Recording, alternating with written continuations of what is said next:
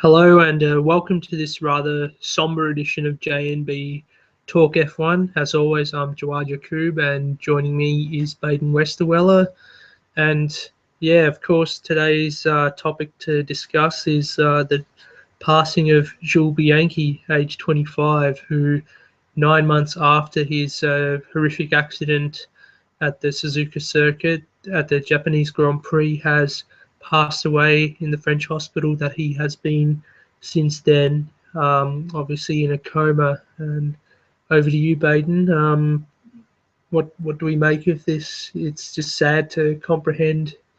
Well, absolutely. We were going to always have this podcast this evening, but in the meantime, these events have transpired in the past 12 hours, and we now have this somber outcome, the realization that Jules Bianchi's fight has come to an end, a very brave fight that it was. And now it is a time for mourning, naturally, but it's also a time for reflection on the joy that he did bring to all of his fans and just generally the community, to his family, to all supporters in his brief foray in Formula One.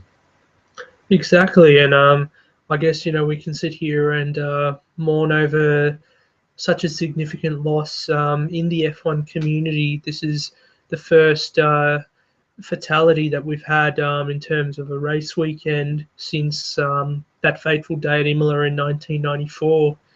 And it really hits you hard, especially for considering both of us, we were pretty young at the time. It may not have sunk in as much then with the passing of Ayrton Senna, but to have this happen in our lifetime is certainly something we couldn't really comprehend, considering the changes that have come forth in Formula One since 1994. But we can't really talk much about that. We just have to accept it and just celebrate and remember the good times that Jules brought for everyone within, especially his team, Marussia F1, and the fans, of course, as you alluded to, and of course his family.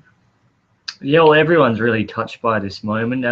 It was, of course, inevitable since that fateful day, which does seem like yesterday, even though it was, as you mentioned off the top, 9 months ago. Really, those memories are quite raw, just of that tractor and the car, the sight of the car and Jules Bianchi being motionless. And now we've come to this realization. It's just a time really to you got to look back in Monaco last year. That was such a high moment. The joy he brought to Marussia, a team which really was on the precipice at the time, and then 4 months later, 5 months later, the events, the untimely outcome of Suzuka, and to now. And really, that's an important thing. In the F1, 21 years, it's a long time to go between fatality, but it is a stark reminder of the dangers which do persist in the sport.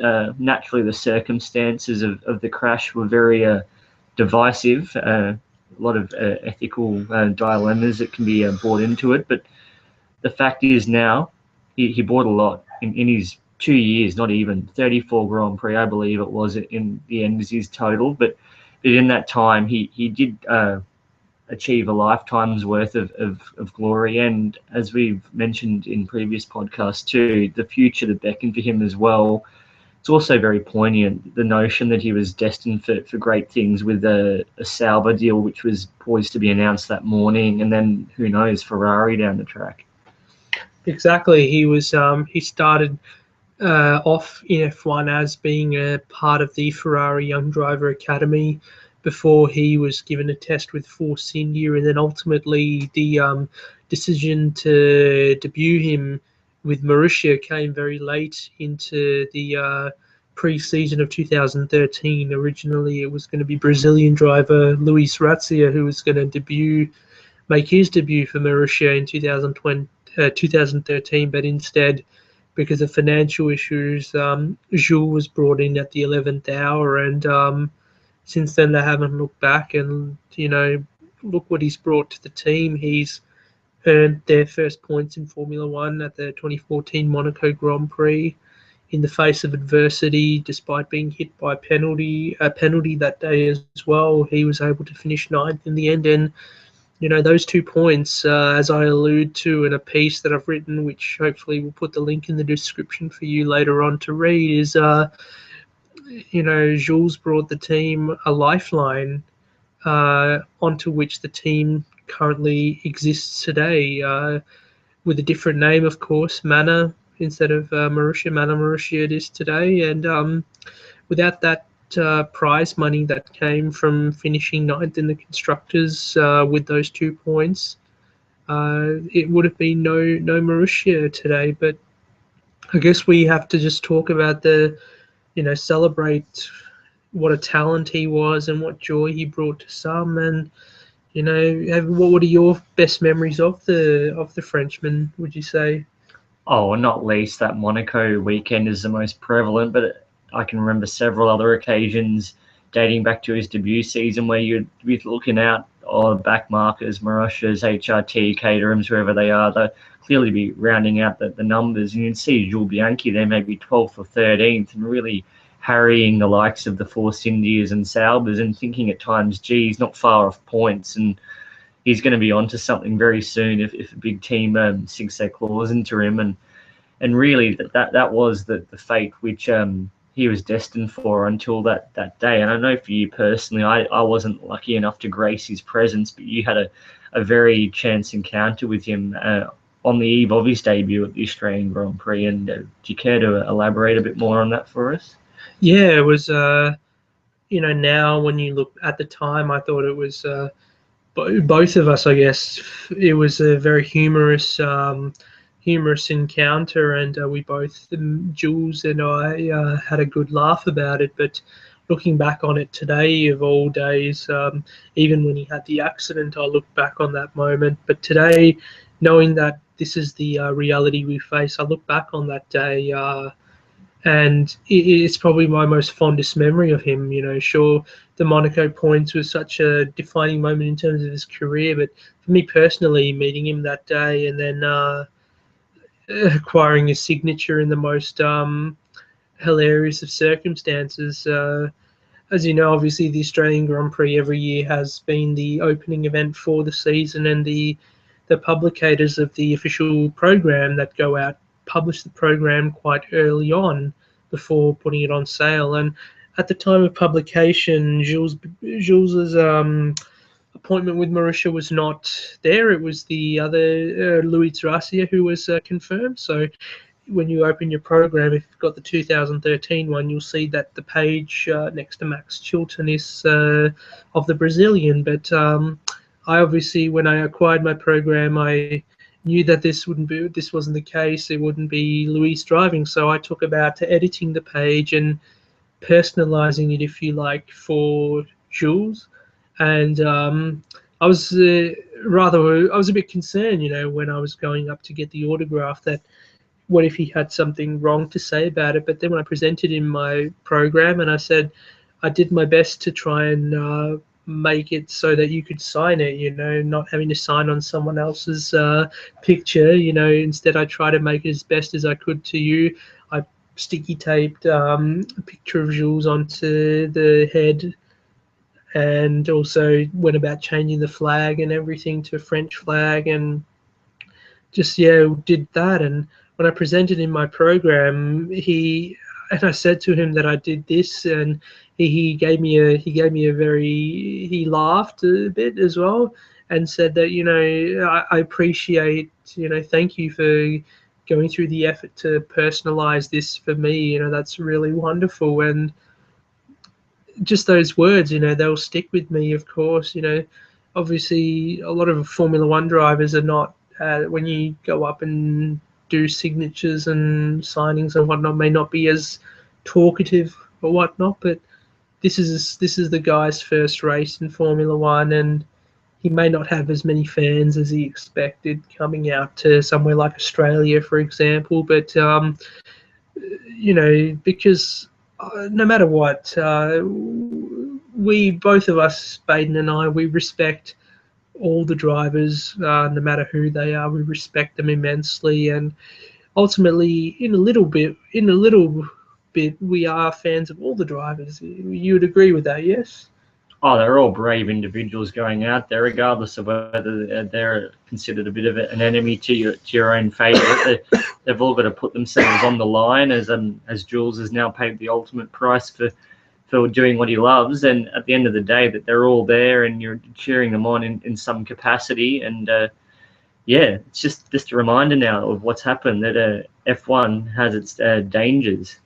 So yeah, you know, that makeshift page in my 2013 program, if you like, with that signature that is Jules Bianchi's, will forever be, you know, the memory that I hold on to dearly. And for those who are listening, if you have any particular memory of the dearly departed, you know, please be sure to share it. You know, we'd love to hear what you guys have to say on this, because the one thing that I've found really, really poignant about this whole thing is the flurry of support that ever since October 5th last year, 2014, the flurry of support from the fans and also from so many motorsport identities over the world. You know, we're seeing V8 supercar drivers here sending, you know, messages, tweets of support and, you know, their thoughts. Also, guys in IndyCar and Andre Lotterer from the World Endurance Championship as well. It's just so great to see everyone united to remember someone as talented and as raw as Jules Bianchi. So I guess all we can say is rest in peace, and he'll forever be, you know, every time we watch F1 now, he will be in our thoughts. We will remember him, and we'll continue to enjoy, you know, what he, you know, devoted his life to in terms of career and what he wanted to achieve.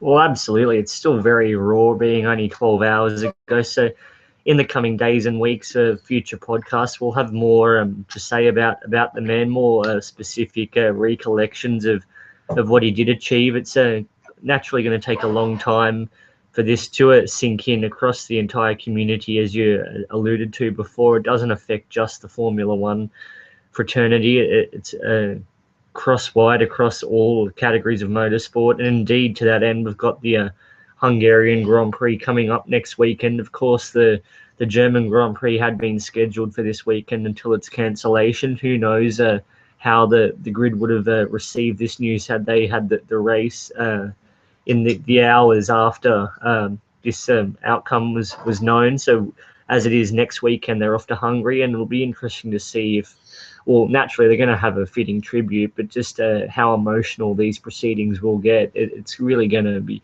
quite a poignant moment.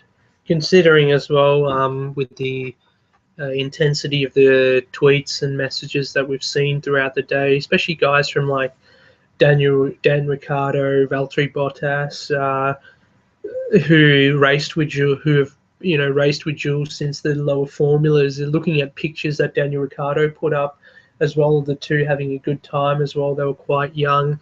And then his compatriot Romain Grosjean, who currently is in F1. Even Jean-Eric Vergne, who's no longer in F1 as well, you know, had some really nice things to say. Fernando Alonso, we believe, was quite close with the Frenchman as well, obviously back when he was with Ferrari, and he had some nice words to say as well regarding the 25-year-old. So, yeah, I mean, it's still, yes, you know, we're more than 7 days out from the next race meeting in Hungary, but it's very difficult to imagine, you know, what the mood will be like for the paddock, especially the drivers who, out of all the people that we see on a race weekend, were the closest to him. But at the same time, you know, we want to send our deepest condolences and respects to his family as well, who have been there with him since the fateful day. So, oh, absolutely, really, just it's time to let the Bianchis mourn, and in time, everyone will really just be able to look back and think how grateful we've been to have had this man's presence, however brief it might have been. But we've got to concentrate now on something a bit more uplifting. And on that note, both Jawad and I were lucky enough to grace another man who has been involved in Formula One throughout the years with his recent autobiography, Aussie Grit, being published a couple of weeks ago. None other than Mark Webber was on a book signing, and today you, Jawad, got to meet the man himself and also his partner, Anne Neal, and I, on Thursday up in the city, I made the trek in and also got a snap with him and yeah, got the signature on his own book, and it was a great experience to finally see the man who, the enigma that is Mark Webber in the flesh. Yeah, well, obviously Jules' signature holds a lot of importance to me, but so do all my other F1 signatures as well. I think they hold a lot, and Webber is one that's sort of eluded me over the years. Obviously, at the Australian Grand Prix, whilst he was still a driver, he was the man to get, considering the Australian fans. So naturally, I was trying to avoid the scrum. I wanted things to be a lot more relaxed, and yeah, finally I've been able to get his signature. But I have to say, I was in the queue 10:30 in the morning, spirits were high and everything, but before I went to get my copy of the book signed and also photograph taken, that's when I learned of the news regarding Bianchi. So it sort of cast a shadow over the proceedings entirely, and I wish it had not been the case. Here I am, celebrating and celebrating the career of one accomplished F1 star in Webber, and I wanted to congratulate him on his result at Le Mans as well this year, finishing second, and then also wish him best of luck for the rest of the season. Still quite a long way to go in terms of the World Endurance Championship, but by the time I got up to the to when he signed my book, and he commented, he made a compliment regarding my hoodie that I was wearing at the time, which I thought was nice. But no matter what he said, I couldn't register it. I just felt blank at the time because of what news I had learned. But regardless of that, it was so great to finally be able to meet the man, get his signature, and also a picture taken. And your experience on Thursday, was it the same? Oh, naturally, it was very fleeting. There was quite a hurry to get the entire crowd through and please them. At least you get the snap, though. That's something you can't take away. And you utter a few words, of course, and it's good to hear him in person there. And it's something you're never going to forget. And who knows, on the trajectory we're going, it'd be good one day to perhaps have some kind of relationship with him in some kind of media role. That'd be the dream long term. And of course, you did speak to his partner, Anne Neal, today, and I believe she did give you a few helpful little hints there on perhaps making way forward. Yeah, wonderful, wonderful person, his partner, Anne Neal. Obviously, they've been together for a long time in a professional sense, and I have a lot of respect for what she's done in bringing Mark's career to where he is, and yeah, she basically, obviously, because we're just trying to get into motorsport media at the moment, and she had some really kind words of encouragement of what to do, and we just had a really good chat, and both of us discussed the Bianchi news as well that came up, and how sad it was to find out about it and whatnot. But just talking about how the state of motorsport as it is at the moment. In the book you'll find that Mark talks a lot about his disillusionment with F1, and sort of reciprocated that in what we were talking about, and obviously, talking a lot about sports car racing. And I said, it's a good brand of racing we're seeing at the moment. A completely different animal to Formula One, but enjoyable nonetheless. But yeah, just to get some nice words out of it, just sit down and have a normal conversation without any barriers or whatever. It's really great. I just think really it's you don't often see a driver. Naturally, Mark Webber is one of very few Australians who have graced the Formula One paddock in racing capacity of recent years, apart from Daniel Ricciardo. So you don't get these opportunities very often, and it's just to see him there. He seems like a very decent individual. He gives as good as he's got, and that's what Australians are known for. And hopefully it's something we can aspire to as well in our own endeavours. Well, that's something, back to when he was still in Formula One, especially towards his latter years with Red Bull Racing. One of the reasons I guess I did avoid him in terms of going for an autograph or whatever is I knew that he would be very controlled. From what I had heard and what I had seen, that he would be very controlled in terms of greeting wise and meeting and greeting wise. And I thought, this is not like Webber, when he was younger. And I guess now, post F1, he's a lot more relaxed and laid back as well. Freed from the Helmut Marko empire. Exactly. And one of the questions I did ask Anne was, how are you finding how are you finding not having to rush to race weekend every fortnight or every week now? And she just sighed and gave me a little laugh, saying, it's fantastic that it's not like that anymore. You can spend a lot more time with your family and your friends in between races. Or with the World Endurance Championship, look how many big breaks there are in between. Like, wow, Le Mans was in June, and we're almost heading up August now, and they still haven't raced since Le Mans. So. And did you glean as well the thought of an end date on Webber's career, possibly in the next 18 months from Anne? Was there any hint there that it might be another year and that could be it for Mark? Or it's probably not something I'd want to talk about publicly. That's something for them to decide on their own. However long Mark has left in his racing career, let it be. I think as long as he feels accomplished in that's what Anne said as well, that as long as he feels like he's done what he needs to do and everyone's happy, I think I think the main thing is he enjoys himself, and clearly that goal of winning Le Mans is a big one for him there. If he can pull it off next year, it could be a time to consider that to be the punctuation mark. But he seems to definitely have that desire there to keep going as long as he's enjoying himself, which clearly he wasn't in those final years at Red Bull when the politics became too much. Indeed. And that's one thing in the book as well. I know we've been talking about the book for the last 3 editions of the podcast, but we promise that this will be the last time. But yeah, like in the latter part of the book, when he talks about when it came to bonding with his new teammates in Timo Bernhard and Brendan Hartley, he talks about how the teammates actually, in this sense, are like mates, because you have to share everything in terms of information, in terms of data. You basically put your trust in these 2 other guys, whereas in F1, your teammates like your bitter rival.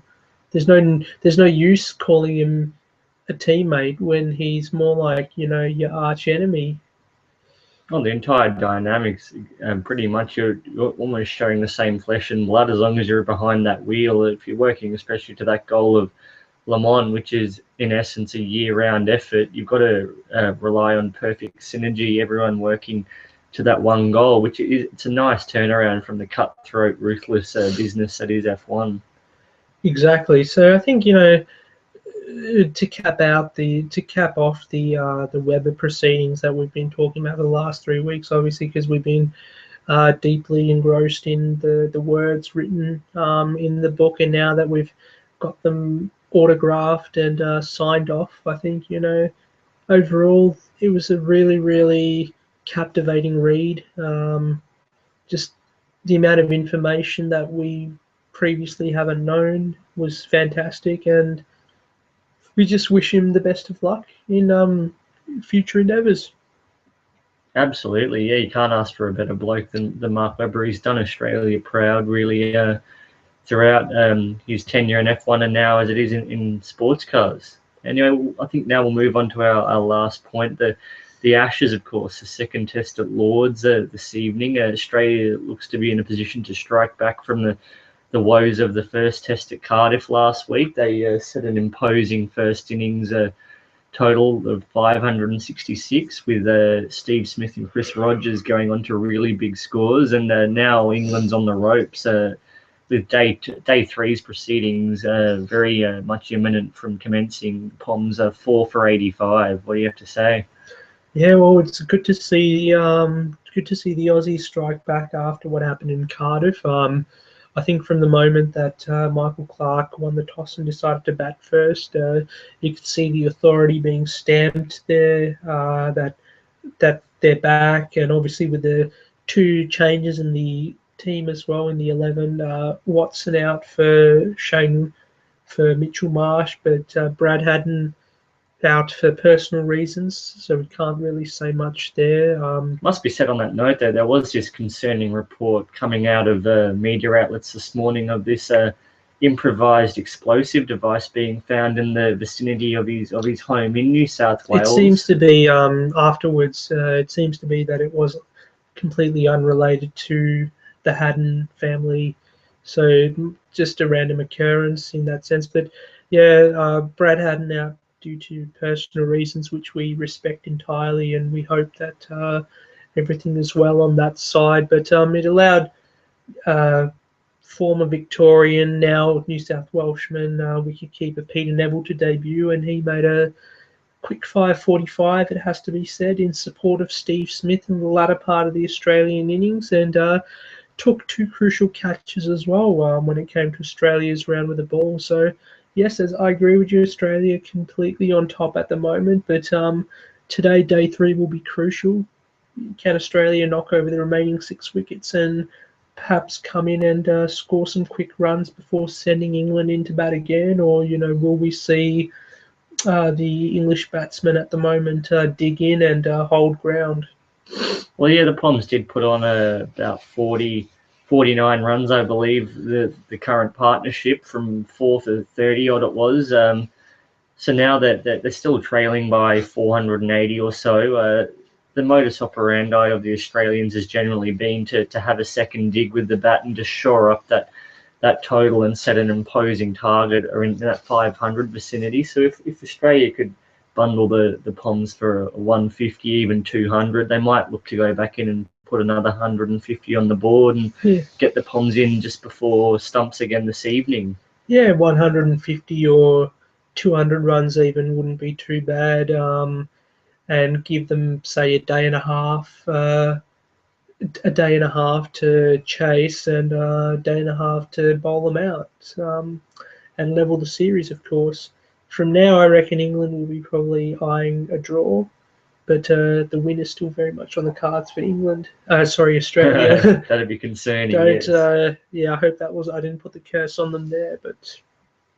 Absolutely. Well, it's still early days in that test in the series. Still 3 tests to go after that, so we'll have plenty more to say about the series throughout the coming weeks with our podcasts. And do stand by for some special commentary that we'll be providing possibly this evening, but also in coming weeks as well, just to liven up the proceedings a little bit. But for now, Australia looking very good, and amongst that and the somber news of Jules Bianchi's passing this morning, and then Mark Webber, the book signing, that was a good experience. There's been plenty going on in the last few days, really. We will bring you more on these events in coming days when the dust has settled a little bit. It's still, as I've emphasised now a fair bit, very raw.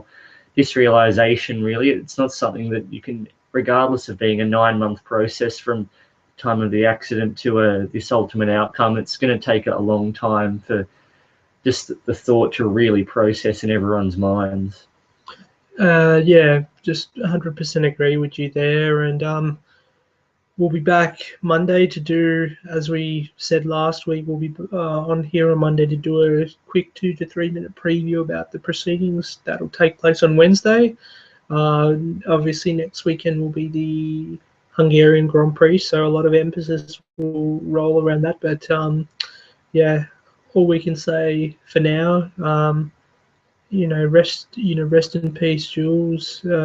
Thoughts very much with your family, your friends, and with the F1 community as a whole. And we just hope, yeah, we celebrate your racing career, because that's what we've known you for. So Yeah, wisely put. I don't think there's much more to say on that point. It's just time for some processing of a great career and a great life.